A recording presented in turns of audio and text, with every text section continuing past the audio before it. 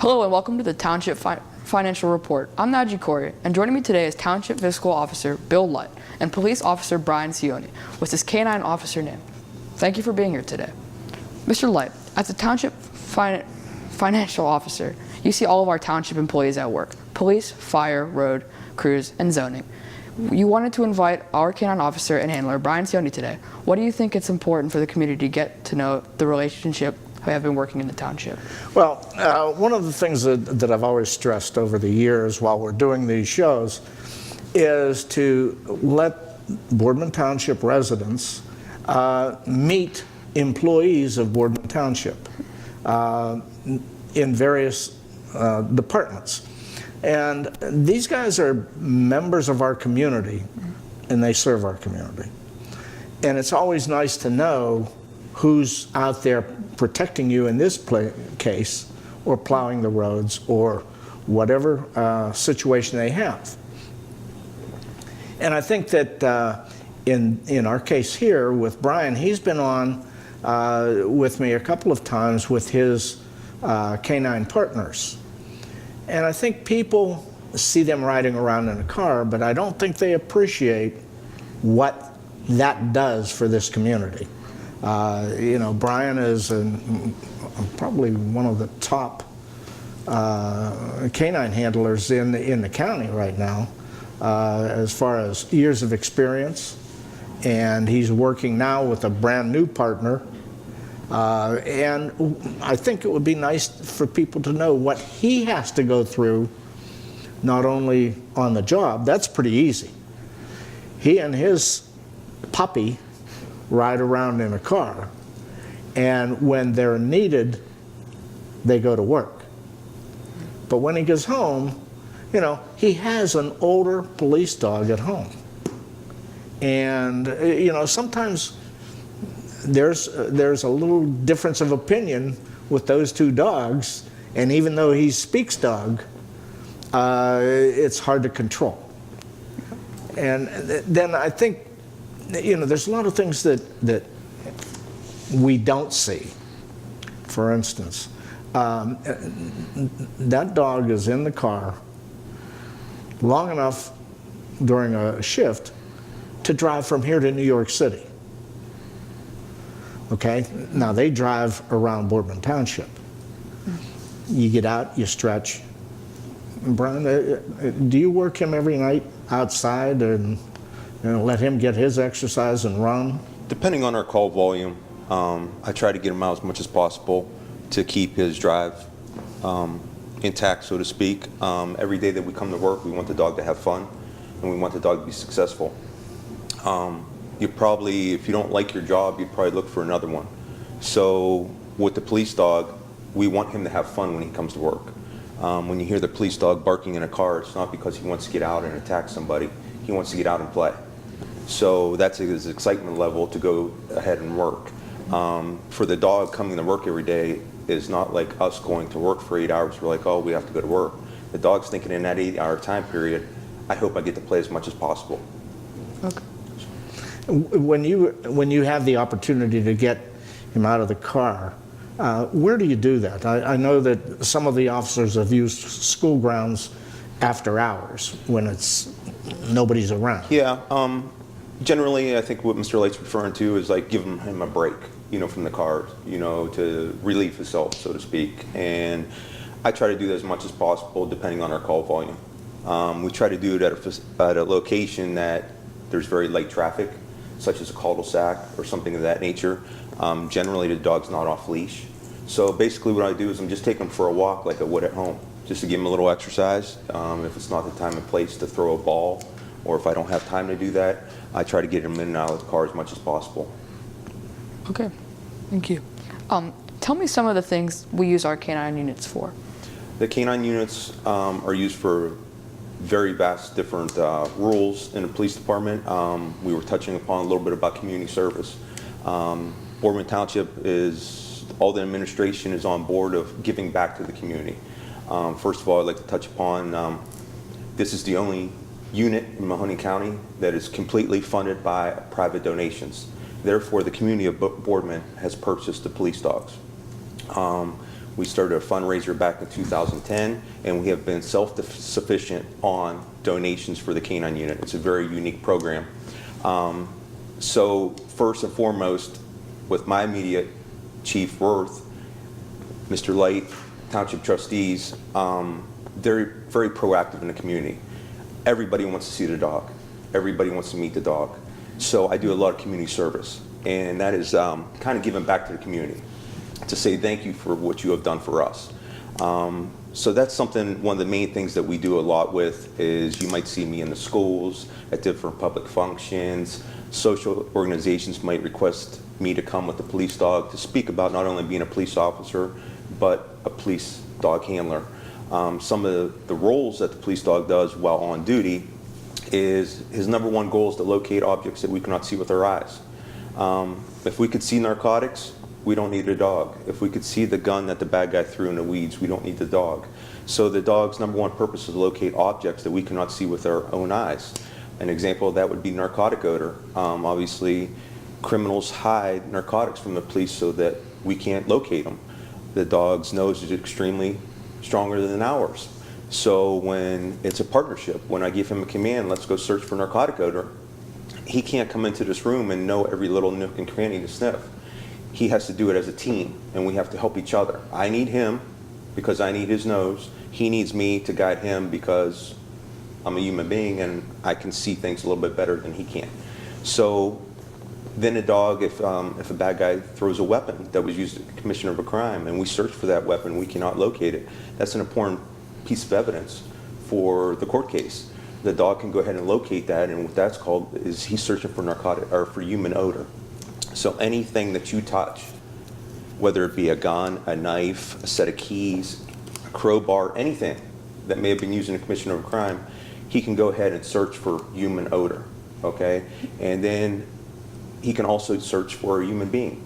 So if a bad person broke into a facility and was hiding from the police, we can use the dog to go ahead and locate that person. So if that person is hiding behind a closed door, the dog will sniff the door, smell the human odor, sit there, bark at the door, and maybe even jump at the door and tell myself and my fellow officers that the bad person is hiding behind this door. So he also can go ahead and do tracking, area searches, and handler protection. And I think the number one important thing that the police dog can do is assist us in locating a good person. What do I mean by that? A young child that might have a medical condition, an elderly person that might have a medical condition. If a person wanders away from an assisted living or a medical facility and they're not in their right frame of mind, we have an urgency to go ahead and help that person. The police dog can go ahead and help us locate that person. So I think that's the most important thing that the police dog can do. Yes, it's great that he can assist us in finding bad people, but finding good people, I think, is the most important thing the police dog can do. Okay. And I know this is your third canine over your 19 years with Boardman Police Department. How do you think it's important for the township to have canine units available? It's a very important need. The canine unit is a tool, just like everything that we bring with us every day. Okay, police officers do not use everything on their gun belt. These are called defense mechanisms. The police dog is not only a defense mechanism, but a location tool. Okay, it's a very unique tool, and it is an extremely tough and strong bond between myself and my canine partner, because no other police officer can take and use my dog. Okay, once we establish that bond, we are best of friends, and so only I can guide that dog into a situation or an exercise. So it's a very unique tool. Boardman was the very first police department in Mahoning County, Trumbull County, and Columbiana County to have a canine unit. We had our first canine unit purchased in 1991, and we have successfully maintained that program since that year. When I first got my first police dog in 2002, we had approximately 7 police dogs in Mahoning County, just Mahoning County alone. There was no police dogs in Columbiana County, and I think there might have only been a couple in Trumbull. Right now, between the 3 counties alone, to the best of my knowledge, we have over 30 canine teams. Wow. And Mr. Light, I'm guessing you developed quite a close relationship with your dog. Tell us how that works. Does he come home with you at night? And tell us a little bit about the training. The training is extremely intense. It's generally a 6-week program, which most of the canine units in Mahoning County attend Shallow Creek Kennels, which is in Sharpsville, PA. It's an extremely demanding physically training. There's a lot of work to it. It's very extensive, very physical. However, other than just being physical, there is also general knowledge you have to have too. And what do I mean by that is every week you have quizzes. Before you graduate on your 6th week, you have to take a state exam, which my last state exam took me almost 3 hours to complete written. Then you have to certify. If you and your dog are not compatible and you have not been training to the abilities of the instructor, you cannot work as a police handler and police dog. In the state of Ohio, you have to get what's called certified, and you have to complete an APATA certification. And you have to maintain that certification once a year, every year, as long as you maintain your dog. You can only work a police dog in Mahoning County if it came from an accepted, accreditable kennel. So I could not raise a police dog at home and get him certified as a police dog. He has to come from an accredited school. So the school we use is recognized by Columbus, which they say, yes, they are up on their standards that the state of Ohio requires. So it's very demanding, and that's why our continuous training is very, very important, because if I don't certify every single year, then that shows that I'm not doing my job with my dog and continuously training. The training doesn't end after school. We have to maintain our training a minimum of 16 hours per month. We have to document our training. If we have a court case, obviously a defense attorney cannot subpoena the dog and ask him any questions. The only thing they can go against is showing that has the dog maintained his training records, which is all subpoenable to court, and I have to present my training certifications that he is up on his current standards. So it doesn't end right after the 6-week program. We have to continuously educate myself as well as the dog. Okay. And Mr. Light, this is just one part of the police department. Chief Todd Worth replaced the retiring Chief Nicholas last year. It's been a smooth transition? It is what? Is it a smooth transition? Oh, it's been a tremendous transition. Chief Worth came on board about 6 months before he took over. He's addressed every phase of the police department, and when he hit the ground running. And so, you know, from that standpoint, it was a seamless transition.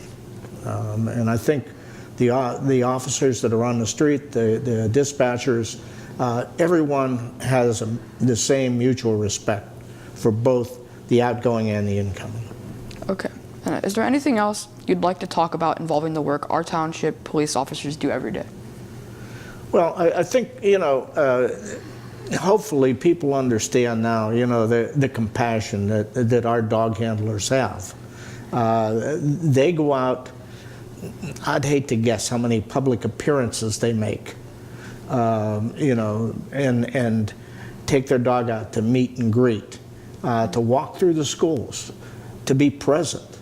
You know, it's extremely important. And the canine officers, and we have 2 of them, are extremely involved in the community. And so, you know, it's a goal of ours to make sure that everyone sees him as a resident of the community and also a service to the community. Okay. Thank you both for being here. We learned a lot about the extra support our police department is available to offer. Thanks to our canine units, we urge our viewers to go to Facebook and like the new BSTN/township page called What's New Boardman. Please like What's New Boardman so you can follow the new stories our BSTN students are filming about the township services. I'm Najee Corey from BSTN. Thank you for joining us. I have one more issue to bring up. I've done this show now for about 10 years. Okay. And, you know, like this show, we're going to do a little demonstration. Okay. My goal has always been to introduce people from Boardman Township to the community. I believe now things are changing. You want to do more on the outside of this studio. And for that reason, this is going to be my last show. So I just wanted to, you know, it's been an honor to represent Boardman Township here at BSTN. And I hope that everyone continues to support BSTN, support the schools, and support the township. So I just wanted to say thanks for everything. Thank you.